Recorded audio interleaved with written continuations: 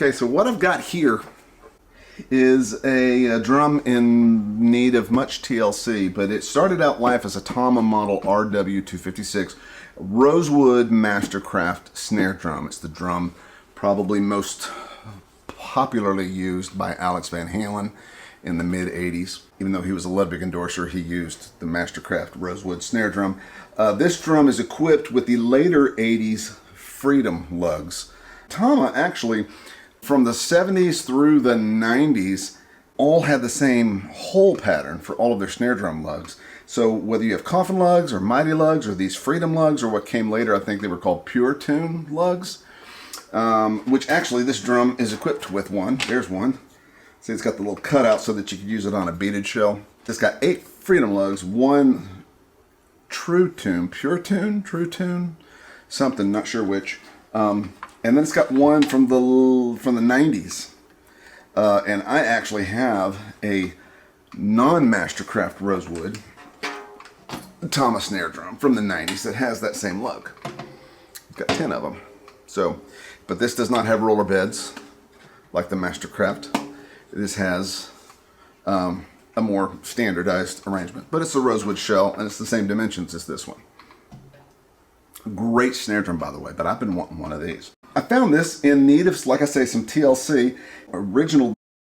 This drum had mighty lugs, which makes this a second generation Mastercraft drum. It would have had die-cast hoops, obviously the roller bed strainer and stuff, and it had an original factory one-touch muffler, second generation one-touch muffler.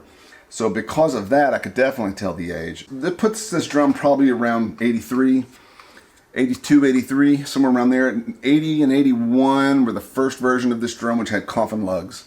And then they quickly went to the mighty lugs, which they kept through the mid-80s. It's been beaten up a bit. Like I say, it's got all different lugs than what factory had, and even it probably, they at some point, I'm guessing, switched to mighty lugs, and then a couple of those broke, and they wound up just replacing. Now, I'm really glad that they used Tama lugs because they didn't have to re-drill the holes or do any kind of modification to the shell, because these all use the same hole pattern, so they're interchangeable.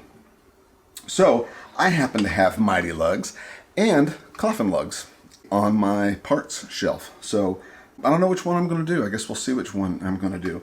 It depends on the level of discoloration. This shell has been beat up. There's a lot of scratches and marks and things. It's not really abused, but it is definitely used. Looking at the bottom edge, the edge is in pretty good shape. It's not really that damaged. Little bit of wear over here, some little bumps. It took little bumps. I haven't taken off the top head, but it feels smooth. The drum seems round. It has the original Superstar. That's another thing that dates this. At the time they came out with Freedom lugs, they had switched to a different brass badge. But the T Tama logo, this is early 80s, and it was given a Superstar badge originally. And this is the original grommet, which is a unique shape.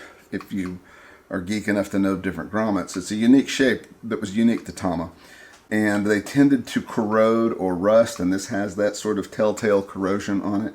This is the original badge. It's a little garfed up. It's been pulled and bent. I'm probably going to remove it, and I'll use a new grommet, which is not identical to this one, but it'll be a little bit cleaner, and it's the right size. It'll look nice, and that'll give me a chance to flatten the badge and make it, reshape it, and make it look appropriate again. So it has the wrong lugs. It's got the wrong hoops. I've got die-cast hoops. I've got the roller beds and everything. These roller beds look like they've been a little bit bent, so they can bend back into shape. So I might try to restore these, revive these, or I might just use some from stock. I've got some of these components already. I do like the darker look of the original versions that I've seen. I would like it a little bit darker, and there's definitely some discoloration where the lugs were originally mounted, which makes me think that it actually was darker at one point, and through wear and or ultraviolet exposure or something, the shell has actually gotten lighter over time. I don't know about that. I may see if I can refinish the wood a little bit, maybe stain it. I don't want to screw the thing up. It is rosewood, which is not really easily available now for musical instruments. There's a lot of controls on the availability of rosewood. But I may take it by a furniture restoration place, an antique restoration place here in town that does excellent work, and might just see if they could maybe darken it a little bit for me and kind of just bring the shell back to a little bit of a nicer luster to it. Those are all just ideas. I don't know which one I'm going to do. Okay, change of plan.